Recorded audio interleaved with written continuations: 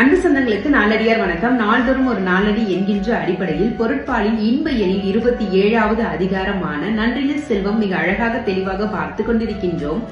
முந்தைய பாடலில் கீழ் மக்களின் செல்வம் அறிவுடையவர்களால் மதிக்கப்படாத நலம் பயவா செல்வம் ஆகிறது என்பதை பற்றி பார்த்தாயிற்று. அதனைத் தொடர்ந்து இந்த பாடலில் சமண முனிவர்கள் எதை கூறப்போகிறார்கள் என்பதை பற்றி பார்க்கலாம். அலைமோதும் கடல் அருகிலேயே இருந்தாலும் மக்கள் அதனை விட்டுவிட்டு கரையிலே வலிமையாக தோண்டி அதிலிருந்து வரக்கூடிய கிணற்று நீரையே உண்பார்கள். அதுபோல அதிக செல்வம் படைத்தவர்கள் அருகிலேயே இருந்தாலும் அவர்களை விட்டுவிட்டு தொலைவில் இருக்கக்கூடிய வள்ளல்களையே வேண்டுவோர் நாடுவர் என்பதுதான் இந்த பாடல். இப்பொழுது நாம் பார்க்க வேண்டிய பாடல் எண் 263. மல்கு திரைய கடற்கோட்டு இருப்பினும் வல்லூற்று உவரில் கிணற்றின் கண் செஞ்சுண்பர் செல்வம் பெரிதுடையர் ஆயினும் சேன் செஞ்சும் நல்குவார் கட்டே நசை.